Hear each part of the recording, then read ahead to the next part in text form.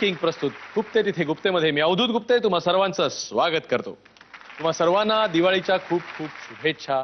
येणारं वर्ष तुम्हाला सुखाचं, समाधानाचं, समृद्धीचं आणि काहीही न खुपण्याचं जावो।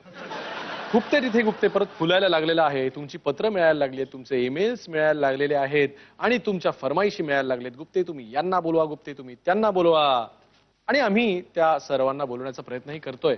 पण आज मी ठरवलं दरवेळेला तुमचंच का ऐकायचं, दरवेळेला तुमचाच आदेश का मानायचा।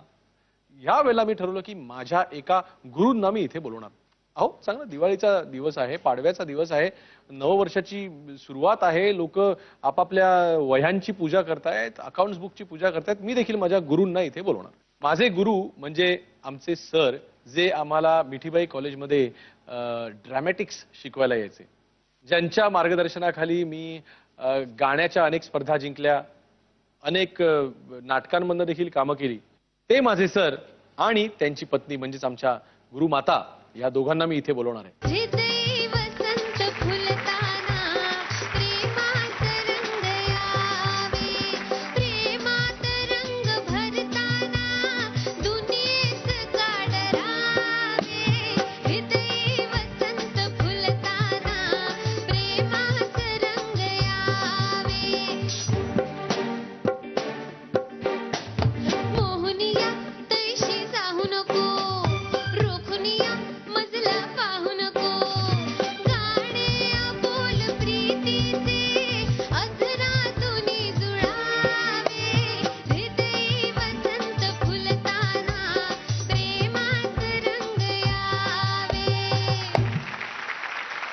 आदेश सर आणि सुचित्रा वहिनी दोघांचं खूप खूप स्वागत। लोक हो तुम्हाला सांगतो, मी आज थोडा इमोशनल पण झालोय, कारण ते माझे सर आहेत आणि मला तसा मी गुणी विद्यार्थी होतो शाळेपासून कॉलेजपर्यंत। पण एक मला अजूनही गोष्ट आठवते की मिठीबाई कॉलेजला हे यायचे आणि मी आपल्या कोपऱ्यात उभा असायचो आणि ते आले की सगळे जे विद्यार्थी असायचे ते असे सरळ भयंकर शिस्तीचा शिक्षक असे ते होते।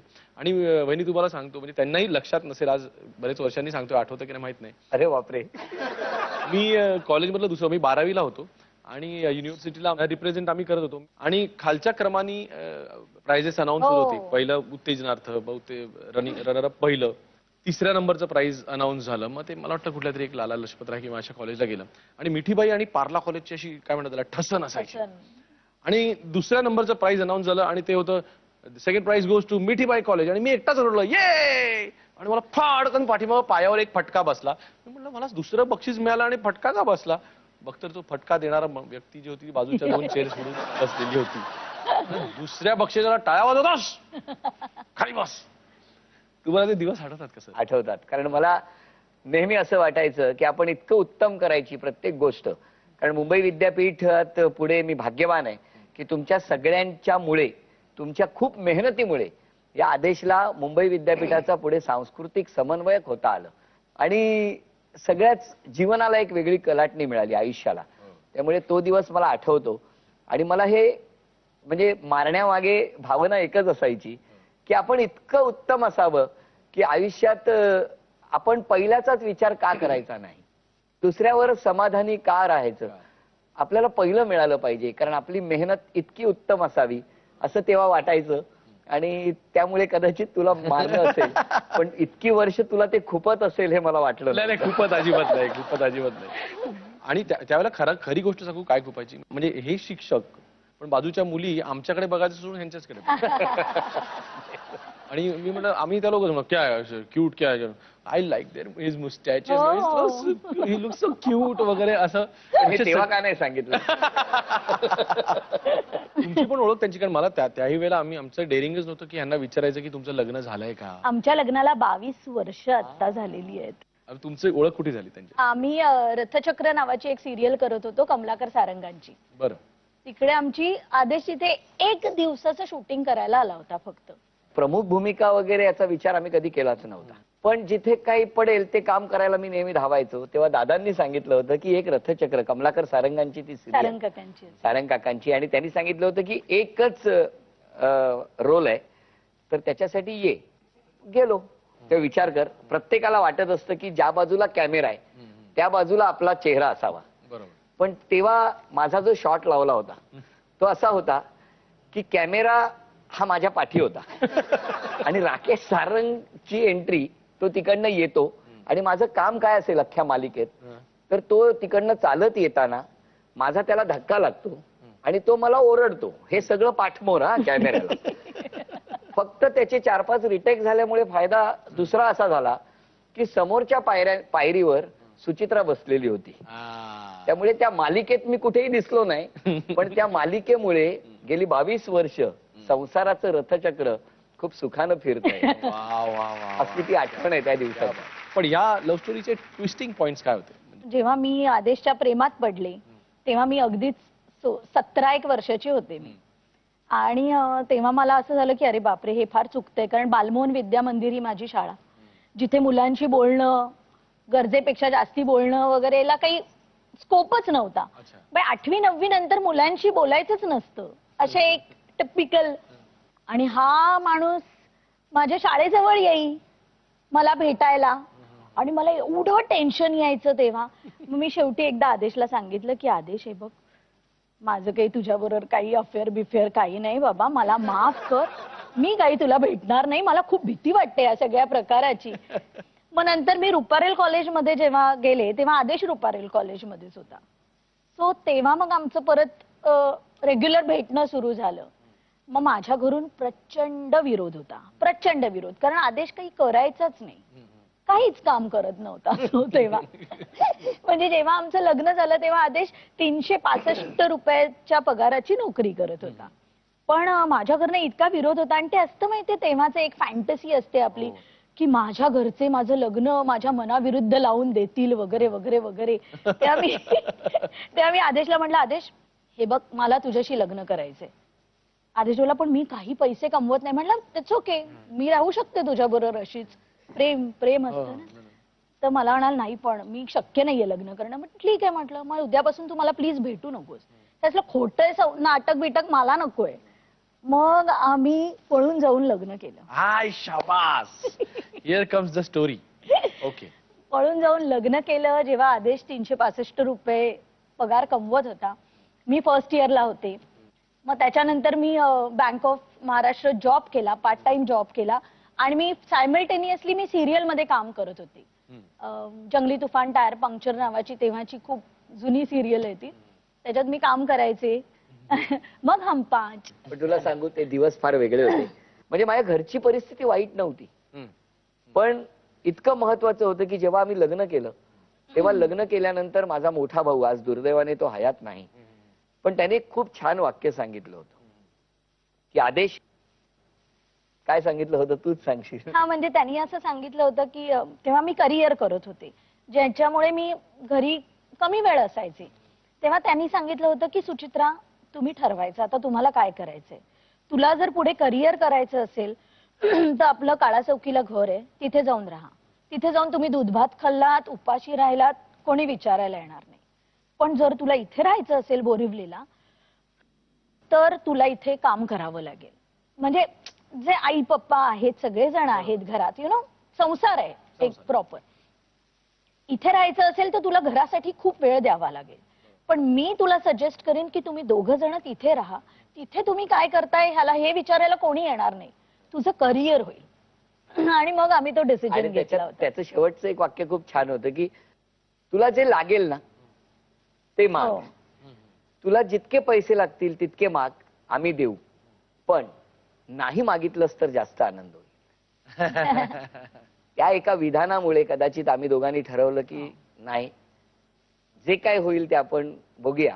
कारण आपण एकमेकांवरती प्रेम करतो, आपण एकमेकांवरच्या विश्वासाने लग्न केलेलं आहे, नाही कोणाकडे हात पसरायचे. आणि मग प्रवासाला सुरुवात झाली. पण खरंच रे, म्हणजे तो जो काय काळ होता, म्हणजे एक गोष्ट मला आज इतक्या वर्षांनी 22 वर्षांनी सांगायला नक्की आवडेल की सुचित्राने त्या काळात कधीच, म्हणजे आज एक अलंकार म्हणतो मंगळसूत्र, सोन्याचं मंगळसूत्र असावं असं सुचित्राला वाटत असेल. कधी तिने व्यक्त केलं नाही, पण तिने कधी हट्ट केला नाही, पण ती 500 रुपयाचं बेंटेक्स की काहीतरी यायचं ती घालायची. आणि मी त्यावेळेला जे काही माझं कमवतं होतं त्यात एक सोन्याचा तो मुहूर्त मणी वगैरे काहीतरी केला होता. सुचित्राने तिच्या मनासारखं सोन्याचं खरं मंगळसूत्र हे 2006 मध्ये घातलंय अंगावर. तोपर्यंत ती खोटेच दागिने घालायची आणि पण आता 2012ला माझा हात भरलेला आहे. म्हणजे त्यावेळेला हे ऍक्टिंग मध्ये नव्हतेच किंवा ऍक्टिंग अभिनय करतील किंवा त्याच्यामध्ये नाही, त्यांचं तो करिअर जाईल असं ऍक्टिंग करत होता तो, पण खूप छोटे छोटे रोल्स करत होता. आवडी खातर किंवा इथपर्यंत आवड खूप होती त्याला. पण मी त्याला नेहमी सांगायचे की तू ना खूप बेस्ट किंवा चांगला ऍक्टर नाहीयेस तू. असं मला अजूनही नेहमी वाटतं की आदेश इज अ व्हेरी गुड अँकर. तो ऍक्टिंगच्या भानगडीत त्याने पडू नये, कारण तो ऍक्टिंग करू शकत नाही. हो करेक्ट आहे. मला मुखवटा नाही लावता येत, मी काय करू. ह्या सीझन पासून एक नवीन गोष्ट आमच्या दिग्दर्शकांना सुचली, ते म्हणजे इथे जर का एखादं कपल आलं तर त्यांच्या फरमाईशीचं एखादं गाणं मी गातो. ओ त्यांची हरकत नसेल तर. अरे प्रश्नच नाही. फार प्लेजर. आवडेल. मग कुठली फरमाईश आहे तुमची? खरं तर आम्हाला दोघांना 2 गाणी तर खूप आवडतात. एक म्हणजे तुझ्या माझ्या संसाराला आणि काय हवं, आणि दुसरं म्हणजे एका तळ्यात होती. तर तू सांग, तुला कुठलं गाणं गायला आवडेल? तुझ्या माझ्या संसाराला आणि काय हवं,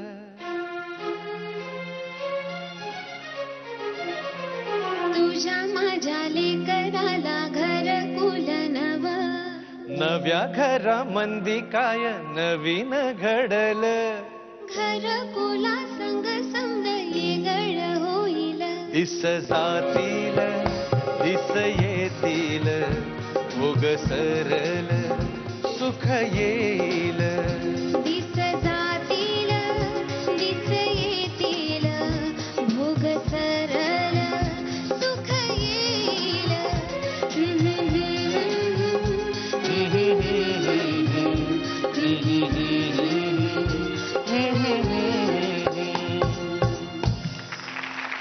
सुचित्रा वहिनींपासून सुरुवात करतो की तुम्हाला आदेशजींच्या खुपणाऱ्या गोष्टी. बांदेकरांच्या बऱ्याच गोष्टी खुपतात मला. खरं तर मला असं वाटतं की हो, आयुष्यात खूप स्ट्रगल झालाय, पुढेही तो आहे, पण आणखीन अशी किती वर्ष तू जीव तोडून काम करणार आहेस, स्वतःचा कधी विचार करणार आहेस की नाही, ही गोष्ट मला फार खुपते. याच्यावरती उत्तर देणार आहेस? त्या मुलाखतीत सुचित्रानेच दिलेलं उत्तर आता मला आठवत आहे की तेव्हा फुकट अशी एकच गोष्ट होती, ती म्हणजे खूप स्वप्न बघितली होती. आणि आज अशी वेळ आलेली आहे तिने आणि मी बघितलेली स्वप्न पूर्ण करण्याची. अरे वा. तेव्हा आता काम केलंच पाहिजे, ठेवलंच पाहिजे. बर आदेश सर, सुचित्रा वहिनींची तुम्हाला खुपणारी गोष्ट? मला तिची खुपणारी गोष्ट संपूर्ण या 22 वर्षात किंवा त्याच्या आधीची जी काय 3-4 वर्ष अफेअरची आहे, त्याच्यात एकच गोष्ट मला तिची खूप खुपते, आणि ती एवढी आहे की ती अतिस्पष्ट व्यक्ती आहे. म्हणजे ती कुठलीही गोष्ट मनात ठेवत नाही. तिला जेव्हा वाटतं तेव्हा ती लगेच रिॲक्ट होते. तिच्याकडे खोटेपणा बिलकुल नसल्यामुळे कदाचित ती पटकन बोलते. मला असं नेहमी वाटतं त्यामुळे कदाचित तेव्हा कोणाला तरी वाईट वाटू शकतं, पण मला असं नेहमी वाटतं की तिने तिचा तो अतिस्पष्ट वक्तव्यपणा जो आहे, जो मला तिचा खूप खुपतो, आणि तो तिने थोडा टाळावा. मी याच्यावरती नक्की प्रयत्न करतेय बांदेकर, आणि त्या प्रयत्नांना यश येतंय. आता मी तुला सांगते का तुझ्यातले काही अवगुण वगैरे? काही तुमच्या निकटवर्ती यांनी दिलेले बाईट्स आहेत ज्याच्यामध्ये त्यांचं खुपणं असू शकतं. पाहूया. हाय अवधूत. हाय आदेश. हाय चित्रा. मला माहिती आहे अशा कितीतरी गोष्टी आहेत की ज्या फक्त तुला आणि मला माहित असतील आणि मानसीला माहित असतील, आणि या गेल्या इतक्या वर्षाच्या आपल्या प्रवासात आपण इतक्या गोष्टी शेअर केल्या आहेत. त्यातली मला तुझ्याबद्दल खुपणारी गोष्ट जी तुला अतिशय चांगली माहिती आहे, ते तुझं पचकेगिरी.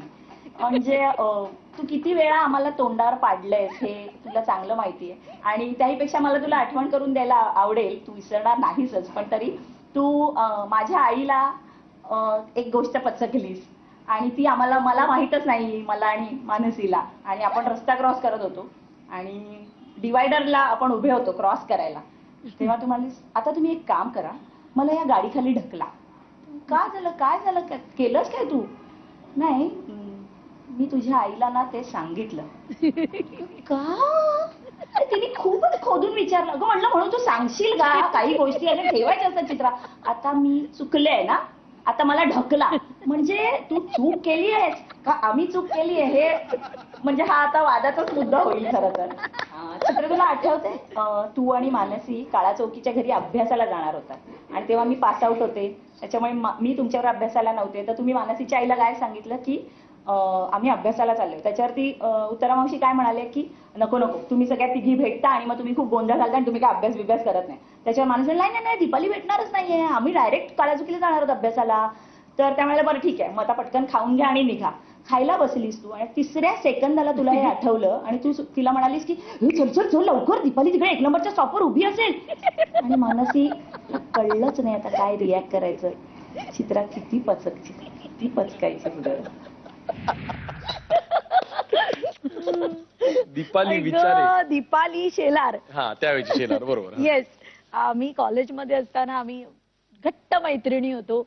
दीपाली आम्ही जेव्हा पळून जाऊन लग्न केलं त्या दीपाली आली होती आमच्या बरोबर.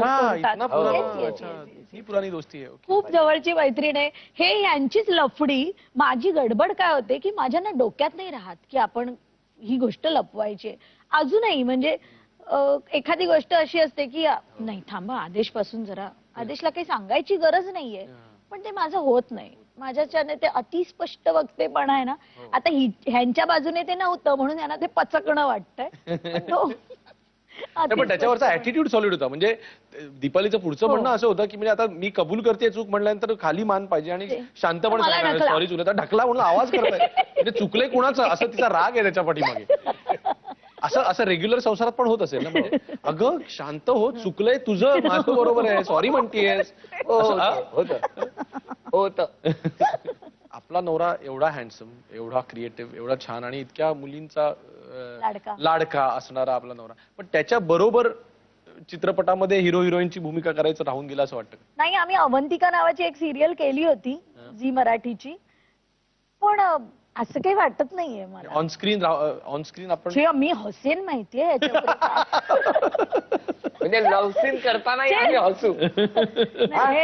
एखादा असा प्रेम प्रसंग आपल्याला दोघांना करायचा, डोळ्यात डोळे घालून करू शकू आपण? करू शकू, सीन करू शकू ना, प्रेम नाही. आपण काय करू ना, आपण विषय निघालाच आहे आणि आता कॅमेरा पण समोर आहे, तर आपण एक 22 वर्ष मागे जाऊया आणि आम्हाला तुम्ही 22 वर्षापूर्वी जे काय घडलं त्याची ऍक्टिंग करून दाखवा. कठीण आहे, खूप कठीण आहे. तुम्हाला कठीण म्हणजे तुम्ही हे सर करणार? नाही, एक मिनिट. मग मी तुला एक सांगतो. एक सिच्युएशन माझ्या आयुष्यात आली होती. एक मुलगा एका मुलीच्या प्रेमात पडलाय आणि त्याने तिला सांगितलंय की मला भेटायला येशील का ग?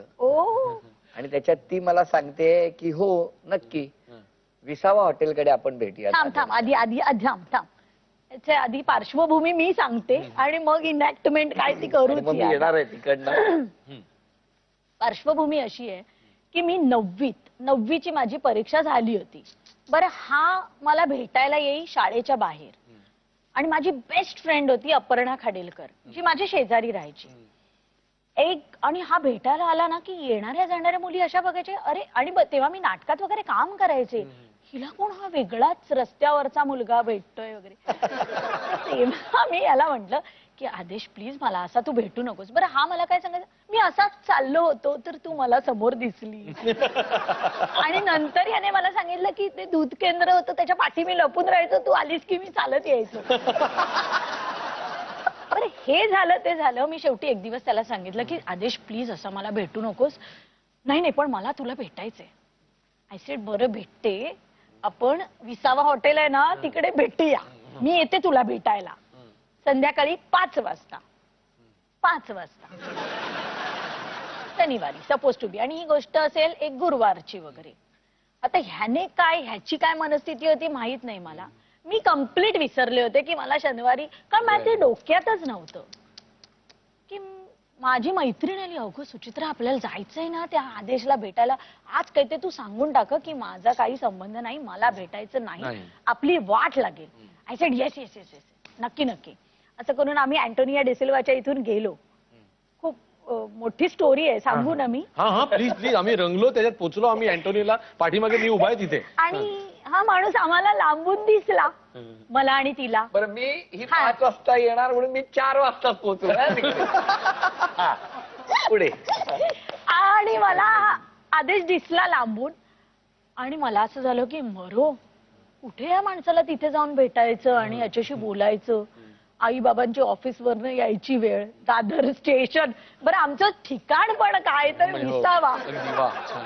म्हटलं अपू जाऊ दे मरू दे, मला काही याला भेटायचं नाही आणि मला याच्याशी बोलायचं पण नाहीये, चल आपण जाऊया. आम्ही घरी नाही आम्ही घरी नाही, आम्ही शिवाजी पार्कला गेलो. आम्ही दोघींनी मस्त पाणीपुरी भेळपुरी खाल्ली, फुल राऊंड शिवाजी पार्कला वगैरे मारून घरी येत होतो तेव्हा आदेशची एक कॉलेजमधली मैत्रीण जी आमच्या इथेच वरती राहायची ती मला माझ्या घराच्या बिल्डिंगच्या बाहेर भेटली. अगं सुचित्रा तू इकडे आहेस, आदेश आता तुमच्या घरी गेलाय. व्हॉट?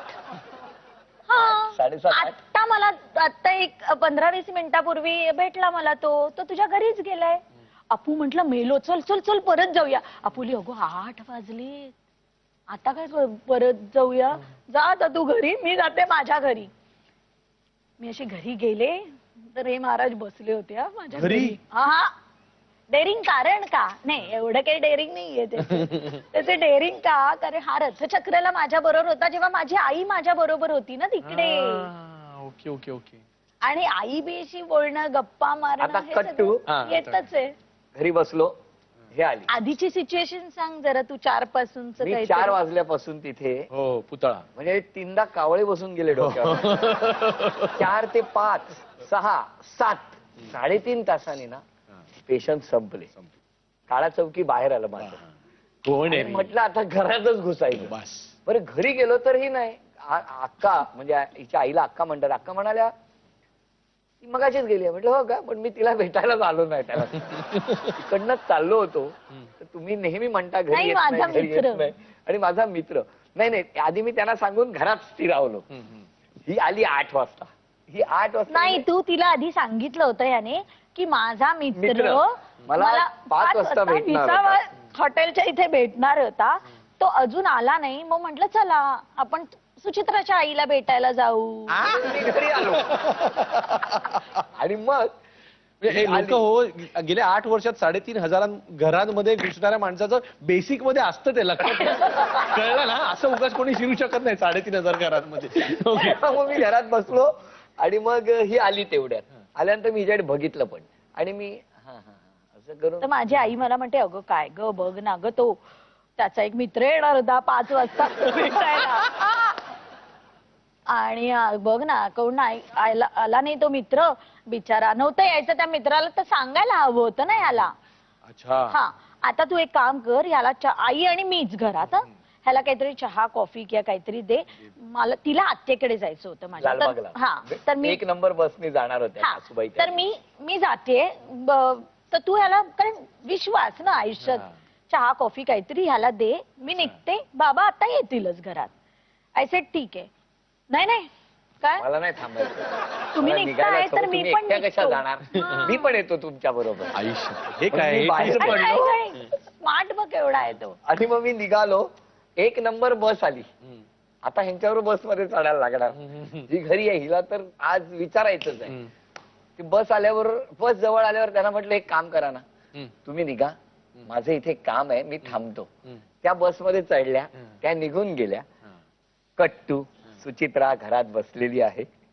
हा बॅकग्राऊंड अशी बसली होती. अशी आय वॉज व्हेरी टेन्स्ड. अशी बसली होती. आणि बरोबर 10 मिनिटानंतर तिला वाटलं होतं की ते संकट गेलं.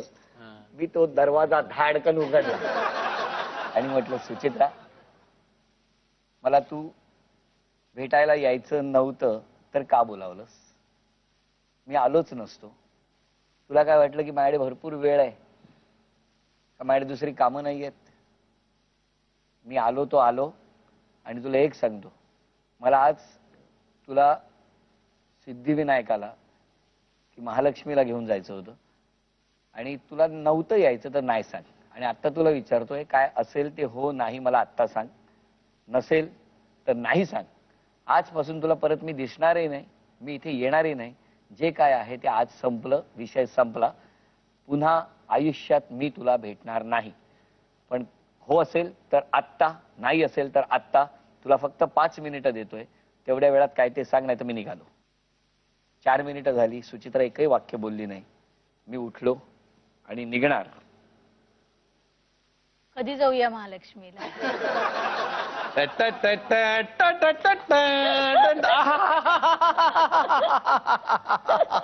आणि क्या बात है, क्या बात है. कधी जाऊया महालक्ष्मीला असे शब्द कानावर पडले. मी तिथून असं फिरलो त्यांच्या दरवाजातून आणि तिला सांगितलं, सुचित्रा ठीक आहे, मला एवढंच पाहिजे होतं, मला आता काही नको.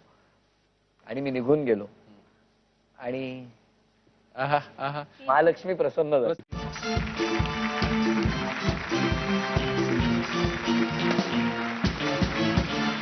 कॉटन किंग प्रस्तुत खुपते तिथे गुप्तेच्या ह्या तिसऱ्या सेगमेंटमध्ये जेव्हा लोकांचं खुपणं आम्ही त्यांना सांगणार आहोत, त्या सेगमेंटमध्ये तुम्हा सर्वांचं आणि बांदेकर श्री व सौंचं खूप खूप स्वागत.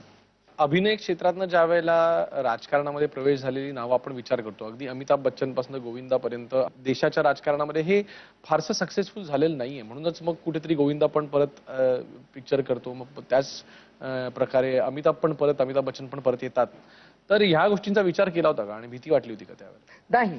जेव्हा मी हिंदू हृदय सम्राट शिवसेना प्रमुखांना भेटलो, माननीय उद्धव साहेबांना भेटलो, मला त्यांच्यातला माणूस आणि माणसाकडे बघणारा माणूस हे इतकं मनापासून जाणवलं आणि मी त्या मार्गावरती चालतोय, मी काम करतो आहे. आणि म्हणून म्हटलं ना, आयुष्यात लहानपणीच बीएसटीच्या डबल डेकर बसमध्ये सेकंड म्हणजे पहिल्या माळ्यावर पहिली सीट बसायला मिळेल एवढंच बघितलं होतं आणि तेवढीच आयुष्यातली अपेक्षा होती. त्या पलीकडे आज इतकं सगळं मिळतंय, तेव्हा मला असं वाटतं स्वतः जगत असताना दुसऱ्यांसाठी जगणं या भावनेतून मी ते काम करतो आहे. बाकीचे सगळे कदाचित जाऊन परत आले असतील, त्यांनी काहीतरी अपेक्षा कदाचित केली असेल. बरोबर. मी अपेक्षाच केली नाही, त्यामुळे अपेक्षा भंग. पण अपेक्षा म्हणजे आपण त्यावेळेच्या अगदी इलेक्शन जर का आठवलं हो. तर त्यावेळेला अपेक्षा तर असणारच की जिंकून यावं म्हणून. हो, प्रश्नच येतो. तर ह्या सगळ्याच्या वेळेला नक्की नाराजी वाटती का की बाबा जी मतं पडली त्यावेळेला ज्या वहिन्यांवरती आपण विश्वास ठेवला त्यांनी कमी मतं पाडली असं मला वाटलं का? स्वतःला डिव्हिजन झाली? याच्याबद्दल थोडंसं बोलायचंय की आम्हाला फार थोडा वेळ मिळाला. आदेश 13 दिवस. 13 दिवसच आम्ही प्रचार केला आणि एकीकडे मी स्वतः फिरत होते, एकीकडे आदेश फिरत होता. पण एवढा मोठा एरिया हा 13 दिवसात कव्हर नाही होऊ शकत, जिथे लोक 2-2, 3-3 वर्ष आधीपासून तयारीला लागली होती. पण तरीही आदेश बांदेकरांना 35,000च्या वरती मतं मिळालेली आहेत. 3,500-4,000 हजार मतांच्या फरकाने तेव्हा हरलाय तो फक्त 13 दिवसाच्या कामावरती. नाही, मी एवढं म्हणेन की त्यावेळेला खरं तर मी कुठेतरी म्हणजे लोकांना आदेश माहिती होता, पण आदेश मधला माणूस तेव्हा कळू शकला नसेल कदाचित, मला असं नेहमी वाटतं. पण वेळ गेलेली नाही. आणि काय आहे ते गाणं बघ आपल्याकडे, मन शुद्ध तुझं गोष्ट आहे पृथ्वी मुलाची, तू चाल पुढं तुला र गड्या भीती कशाची, झेंडा भल्या कामाचा जो घेऊन निघाला, काट कुट वाट मंदी बोचती त्याला, रगात निघल तरी बी हसल शाब्बास तेची, तू चाल पुढं तुला र गड्या भीती कशाची, परवा भी कुणाची. आणि झेंडा तर भगवा खांद्यावर आहे.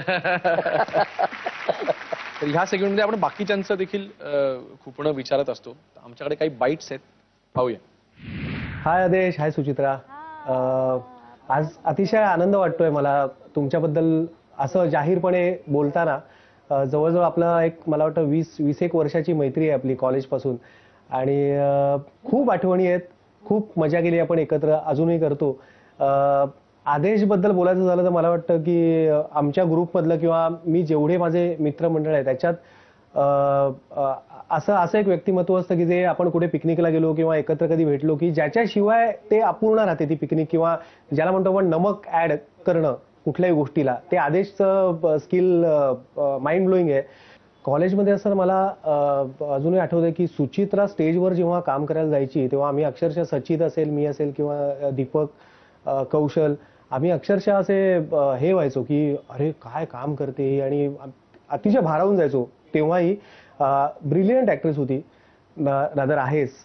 आणि अनेकदा आम्ही सगळे मुलं, साडाफटिंग मुलं आपल्या रात्री 1 वाजता, 2 वाजता, 3 वाजता घरी जायचो आदेशच्या. कितीही वाजता गेलो तरी अतिशय आनंदाने उठून रात्री ती आम्हाला जेवण करून खायला घालायची. खरं तर त्यावेळेला सुचित्रा एक स्टार होती, त्यावेळेला ती सेलिब्रिटी होती. मी मनापासून आदेश आणि सुचित्रा तुमचे दोघांचे आभार मानू इच्छितो की तुम्ही तुमच्यासारखे मित्र आम्हाला मिळाले आयुष्यात आणि ज्या काही गोष्टी आपण शेअर केल्या त्या खरंच आयुष्यभर पुरतील, आयुष्यभर आनंद देतील अशा आहेत. एवढा आता मी सगळं चांगलं बोललोय सुचित्रा, तर मला आता एखादी जी गोष्ट खुपते तीही सांगून टाकतो. खरं तर ती तुला आधीच कल्पना असेल त्या गोष्टीची की सुचित्राला त्यावेळेला एखाद्या कोणाचा तरी असा जाहीर अपमान करणं फार आवडायचं.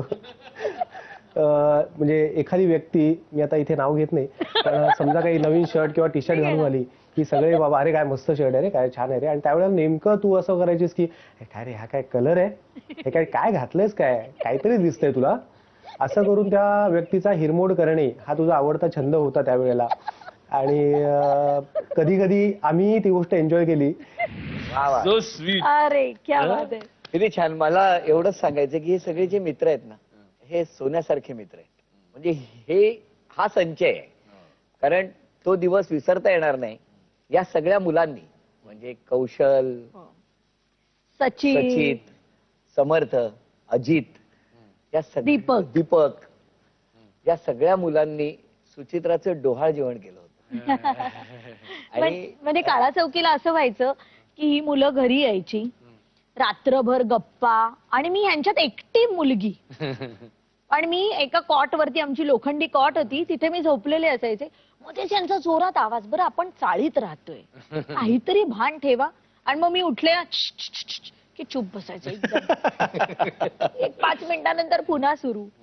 तो जो म्हणतोय की ते रात्री अपरात्री घरी यायचे आणि मी खिचडी बनवून द्यायचे किंवा वरण भात, बटाट्याच्या कापट्या, असं जेवण करायचे. पण ह्या मुलांनी माझं खरंच डोहाळे जेवण केलं होतं. स्वतः सगळं जेवण केलं होतं आमच्या घरी, काळा चौकीच्या घरी, आणि मला जेवायला वाढलं. So sweet. होऊया पुढचा बाई. नमस्कार. काय आबा कसा आहेस? तुझा सांगतो किस्सा. आम्ही तुला आबा का म्हणतो, याला आम्ही आबा एवढ्यासाठी म्हणतो कारण एकतर आदेश बा, त्यामुळे आदेश बांदेकरचा आबा केला आम्ही, हो की नाही. अजून एक म्हणजे तेही सांगायला पाहिजे की रुपारेलमध्ये आमचा सिनियर आहे नाही का, हो सिनियर होता, पण अजूनही बरं का प्रेक्षकांना मला सांगायचं आहे की आजही जरी तो कॉलेजला गेला ना तरी सहज कॉलेज स्टुडंट म्हणून सहज आरामात तो म्हणजे काय म्हणतात त्याला निभावून नेईल इतका तो बेमालूम हँडसम दिसतो. हँडसम म्हणण्यापेक्षा कसं आहे की त्याचं वय कळत काय, खरं की नाही आदेश? काय नेमकं म्हणजे काय आम्हाला ना बऱ्याच गोष्टी तुझ्यातल्या खुपतात आम्हाला. त्यातली ही एक गोष्ट की तू कसं काय म्हणजे हे मेंटेन केलेलं आहे स्वतःला. म्हणजे चित्राने तुला खाऊ घातलंय का तुझ्या इतक्या ज्या काय वहिन्या आहेत अख्ख्या महाराष्ट्रात, त्यांनी तुला असं गेली किती वर्ष, 8 वर्ष हो ना का 9 वर्ष, इतकी वर्ष करतोय हा होम मिनिस्टर. वेगवेगळ्या वहिन्यांच्या हातचं जेवून जेवून बघा त्याची ह्याला म्हणतात तुकतुकीत कांती, तारुण्याचं त्याचं हे रहस्य. हो अजून एक खुपणारी गोष्ट, आता सेनेत आहेस तू, भारतीय सेनेत नव्हे शिवसेनेत आहे. हा तर शिवसेनेत आहेस तू, तर आमची एक माफक इच्छा असते की बघा आम्ही नट आहोत, हो की नाही आदेश? आम्ही सगळे नट आहोत, आमचं पोट हातावर आहे. तुझी गोष्ट वेगळी आहे. आय मीन आमची एक माफक इच्छा असते की बाबा आम्ही जिकडे जातो तिकडचा खर्च आदेशने करावा, कारण आदेशच्या आदेशाबाहेर कोणी नाही. महाराष्ट्रात आज तुम्ही कुठेही जा, फक्त सांगितलं आदेशचा मित्र, अरे या साहेब या, असं ही आम्हाला ट्रीटमेंट मिळते. तर त्यामुळे बाबा आमच्या लग्नाचे वाढदिवस असतील, आमच्या मुलांचे वाढदिवस असतील, तर कधीतरी आम्हाला प्रेझेंट द्यावं, ही एक आम्हाला गोष्ट याची खूप खूपते. म्हणजे सचित पण सांगेल, अजित सांगेल, आमचा अजून कॉलेजचा जो बाकीचा ग्रुप आहे कौशल सांगेल की आदेशची ही गोष्ट खूपते. म्हणजे काय म्हणजे किती पैसे बाबा तू स्वतःसाठी ठेवणार, आमच्यावर थोडे तरी लाज बेशरम आहे तो. गिफ्ट देत जाऊ, असं नका करू. केवढी तक्रार तरी जाहीर सांगितलं आता. आता आम्ही गेलो होतो लोणावळ्याला पिकनिकला, त्याच्यानंतर आम्ही काही कॉन्ट्रीब्युशन एकानेही दिलं नाहीये. जाहीर सांगते आता मी सगळ्यांना. बरं, मध्ये बीबी वरती मेसेज करताना मी म्हंटल मला आयपॅड आदेशने गिफ्ट दिला, तर वा वा वा जोरात आहेत बांदेकर वगैरे वगैरे झालं. आम्हालाही सांगा काहीतरी द्यायला वगैरे असं यांचं म्हणणं होतं. त्यावरती मी म्हटलं आधी ज्या पिकनिकला गेलो होतो ना त्याचं कॉन्ट्रीब्युशन द्या. तर राघवनचं म्हणणं असं होतं, चुप वेडी आहेस का तू, अक्कल आहे का तुला, कळतंय का काय बोलतीयस ते, असं काही द्यायचं बिचं नसतं. पण खरं सांगतो सुमित खूप वेगळा आहे. सुमितचं कौतुक आहेच, उत्तम नाटकं करतोच आहे तो, नाटकांमध्ये भूमिका करतो, पण त्याचा जो एक असा वहिन्या म्हणताना जो काही त्याने जो प्रेस केलं होतं ना, स्ट्रेस दिला होता त्यात त्याला खरं काय खूपतंय ना ते मला पण कळलं, मलाही कळलं, एकदम कळलं. बरोबर. हो. म्हणजे खूप छान आहेत हे सगळे. आणि म्हणून तुला सांगतो की त्याला जे खूपतंय की त्याला काहीतरी गिफ्ट वगैरे द्यावं, ते यंदापासून मी देणार आहे त्यांना गिफ्ट. फक्त काय द्यायचं ना ते अजून ठरवायचं. फार महत्वाचा अजून एक बाईट आहे, तो आपण बघू. सर मला नाही राहत आहे सर, मनातलं मी आज बोलून टाकणार आहे सगळ्यांच्या समोर, सगळ्या महाराष्ट्राच्या समोर. मी आणि माझे को अँकर दर झी मराठी अवॉर्डला फक्त नवे नवे कपडे घालून येतो आणि बसतो. आम्हाला नॉमिनेशन असतं सर, मनामध्ये धडधड असते सर. ते म्हणतात आणि अवॉर्ड गोज टू, आम्ही आदेश बांदेकर म्हटल्यानंतर फक्त खाली बसतो सर. फक्त आमचे एक्सप्रेशन एवढे असतात. पण सर हे किती दिवस चालायचं सर. तेव्हा माननीय बांदेकर महोदयांना आमची अशी विनंती आहे की त्यांनी तरुण रक्ताला प्राधान्य द्यावं, त्यांनी तरुण रक्ताचा जरा विचार करावा आणि ते नक्की करतील, कारण ते फार मोठ्या मनाचे आहेत असं आम्हाला माहिती आहे. तुमच्या भावी आयुष्यासाठी खूप साऱ्या तुम्हाला शुभेच्छा. प्लीज याच्यावरती विचार करा. धन्यवाद. वा वा वा वा, खरं तर फॅन्टॅस्टिक. मी असं म्हणेन निलेश, तुझं भविष्य आणि भवितव्य खूप उज्ज्वल आहे. हे एवढ्या आतून सांगतो कारण मधल्या काही काळात 6 महिने आदेश होम मिनिस्टर करत नव्हता, पण त्यावेळेला निलेशने हा कार्यक्रम आधी असल्यापेक्षा जास्त उंचीवर नेऊन ठेवला. अरे वा. निलेशने आणि जितेंद्र जोशीने.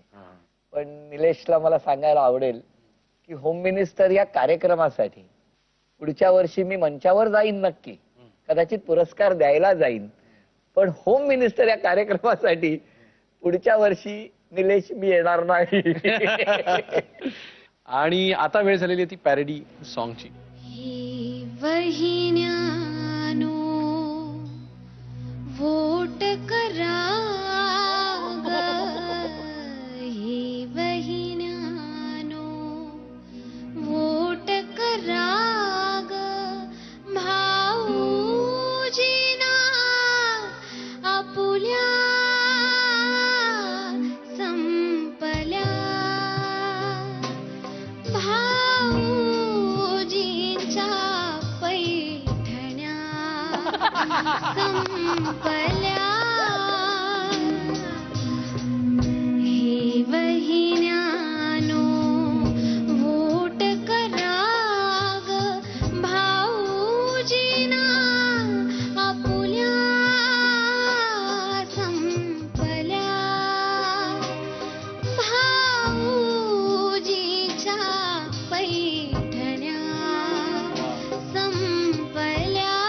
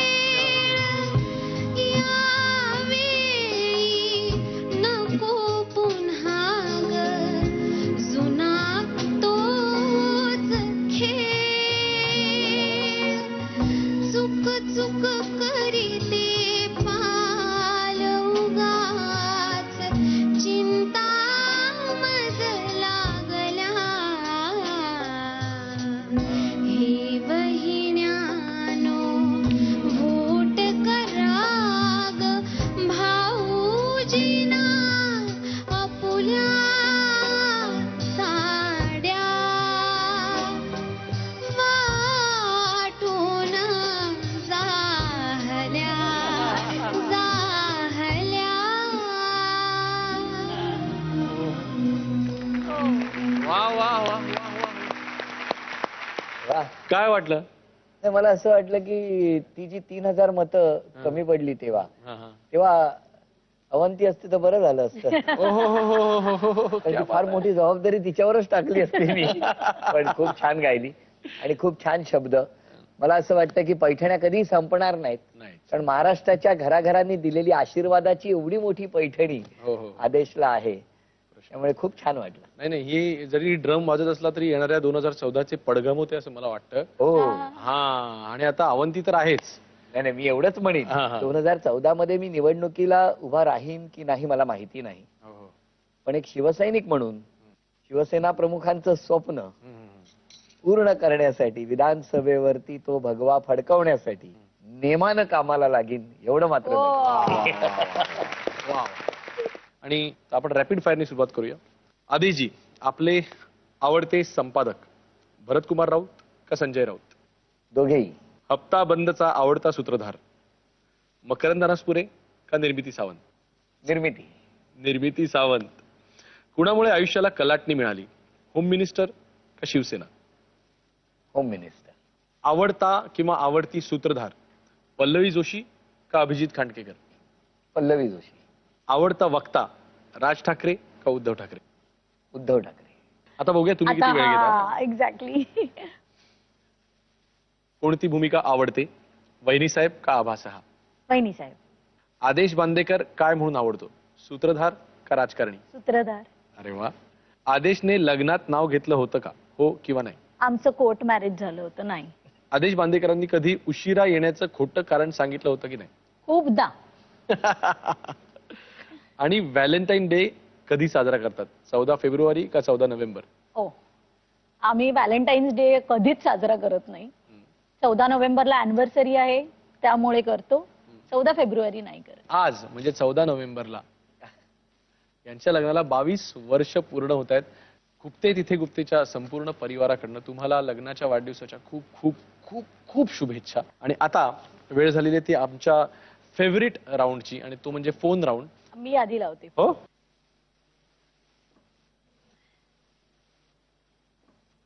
हॅलो हॅलो अक्का. हा, चित्रा बोलतीये. सो मला घरी जेवला, अभ्यास केला त्याने, आई माझी. हे असले प्रश्न मी तुला काहीही विचारणार नाहीये. मला तुला एवढंच विचारायचंय की कशी आहेस तू, जेवलीस का? कारण आतापर्यंत लहानपणापासून तू प्रत्येक वेळी माझ्या करिअरला मला नेहमी सपोर्ट करत आलीस. सकाळी सकाळी माझ्यासाठी पहाटे उठायचीस, घरचं सगळं जेवण करायचीस आणि मग माझ्या बरोबर 8:15च्या शिफ्टला यायचीस, कारण तेव्हा मी खूप लहान होते. आता मी मोठी झाल्यावरती माझ्या घराची सगळी जबाबदारी तू स्वतः पेलतीयस आणि त्यामुळे मी घराबाहेर शूटिंग करू शकतेय. थँक्यू हा खूप छोटा शब्द आहे, पण आका मला असं वाटतं की तू आत्ता जे काही करतेयस ना माझ्यासाठी एक मुलगी म्हणून, तेच सगळं मला माझ्या मुलासाठी करता यावं एवढी शक्ती मला परमेश्वराने द्यावी. I love you. थँक्यू. आता बघूया हे कोणाला फोन लावताय. हॅलो. दिवाळीच्या खूप खूप शुभेच्छा. कुठे आहेस रे?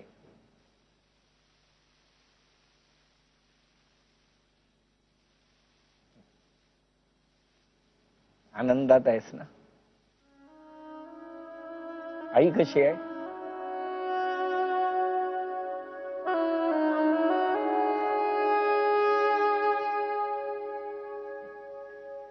काही नाही, तुला लागेल ते माग देईन असं म्हणाला होतास ना, पण नाही मागितलंस तर आनंद होत. काही नको. त्या रात्री अर्धा तास आधी फोन केला असतास तर वेळेवर पोहोचलो असतो रे. मिस करतो तुला खूप जागा.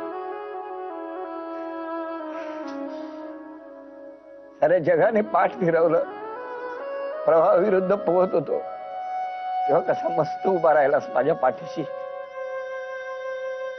आणि आज सगळं आहे. कुठून तरी बघतोयस ना, पप्पांची काळजी करू नकोस, शारणची तर करूच नकोस.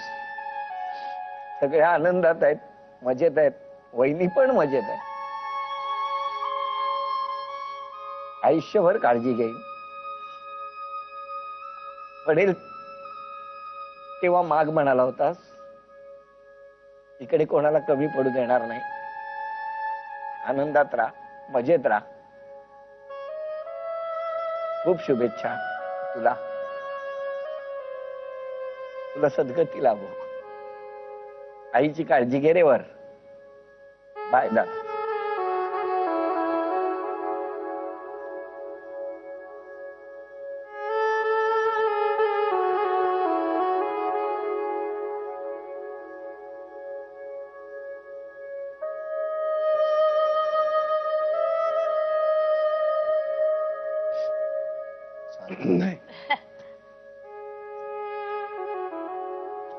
काय नाव होतं त्यांचं?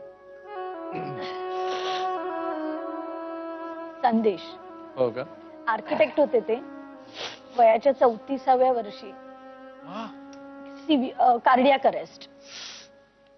आणि इतका ग्रेट माणूस होता तो, वेगळाच माणूस होता तो. आदेशला वरती तर त्यांचं प्रचंड प्रेम, तिघ भाऊ, खूप प्रेम आदेशवरती. आणि तो इतका असा पटकन सोडून गेला ना, आम्हाला कळलंच नाही. तर पप्पांच्या शेजारच्या बिल्डिंग मधल्या 4th फ्लोअरला ते राहायचे. नेमकी त्यांची बायको मीरा ही स्वतःच्या माहेरी गेली होती. तिने डायरेक्ट खरं तर त्यांना तिथे बोलवलं होतं, पण आई पप्पा दोघं जण ठाण्याला बसनी येणार म्हणून मी बोरिवलीला जातो आणि आई पप्पांना घेऊन गाडीने उद्या ठाण्याला येतो म्हणून घरी गेले.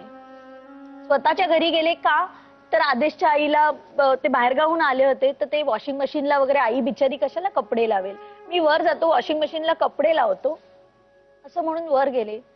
3:30 वाजता पप्पांना फोन केला की पप्पा मला छातीत खूप जळजळतंय, मी अख्खी डायजिनची बाटली प्यायलोय, तुम्ही वर या.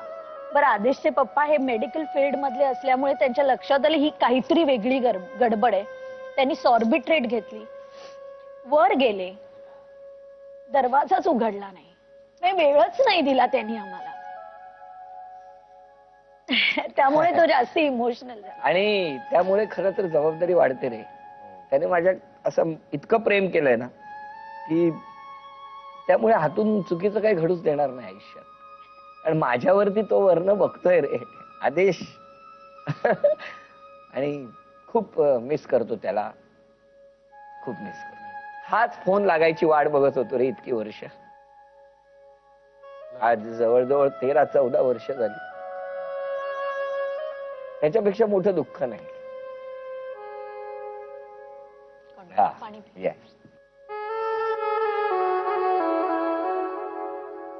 मगाशी मी तुमच्या आवडीचं एक गाणं म्हणलं, आता मी ह्यांचा फोन ऐकून मी ह्यांना बरं वाटेल असं एक गाणं म्हणतो माझ्यातर्फे.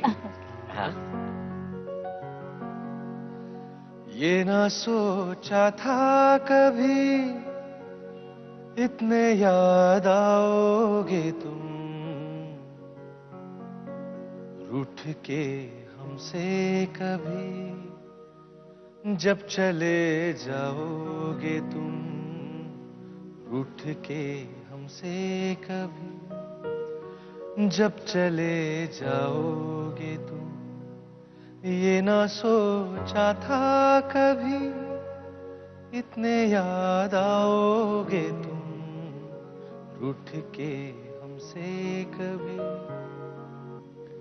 देखो मेरे आंसू यही करते हैं पुकार, ओ आओ चले आओ मेरे भाई मेरे यार, पोंछने आंसू मेरे क्या नहीं आओगे तुम, पोंछने आंसू मेरे क्या नहीं आओगे तुम.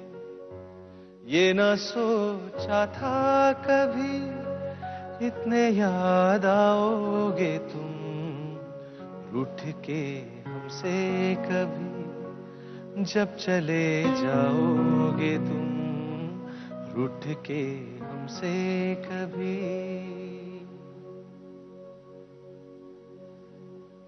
ह्या एपिसोडची सांगता करत असताना पुन्हा एकदा तुम्हाला दोघांना खुपते तिथे गुप्तेच्या समस्त परिवारातर्फे लग्नाच्या 22व्या वाढदिवसाच्या खूप खूप खूप शुभेच्छा. धन्यवाद. आणि आम्ही नुसतंच शब्दात नाही तर आपण सेलिब्रेट पण करायचंय. Yes, surprise for you. अरे वा.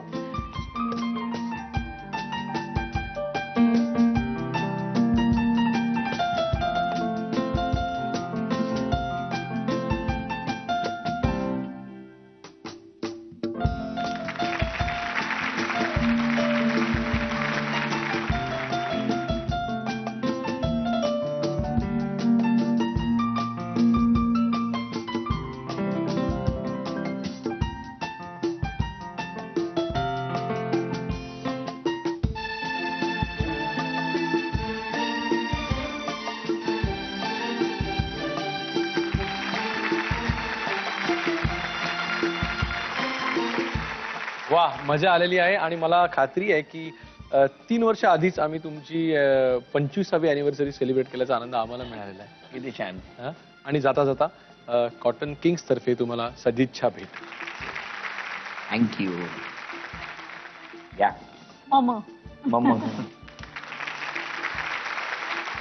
अशाच काही इंटरेस्टिंग जोड्यांना भेटायची संधी आपल्याला पुढे मिळत जाणार आहे. कायमच पाहत राहा तुमचा आवडता कार्यक्रम कॉटन किंग प्रस्तुत खुपते तिथे गुप्ते. अहो नक्की म्हणे भरतर मला बाजारी न्याल का, म्हणे भरतर मला बाजारी न्याल का. अहो नक्की नक्की म्हणे नक्की म्हणे मना मना मानानी नक्की ही नक्की तुमच्याकडे नाही आहे गुरुजी. नक्की म्हणे मना मना मानानी न्याता नक्याना नक्याना माझ्या चमकी कराल का, चमकी कराल का, नक्याना काला माझ्या चमकी कराल का. सांगू कशी कुणाला कळातला जीवाची, सांगू कशी कुणाला कळातला जीवाची. तुम्हाला सलाम आहे. तुमच्यासारखं कोणी असेल मला माहित नाही, होईल वाटत नाही, पण तुम्ही ग्रेट आहात.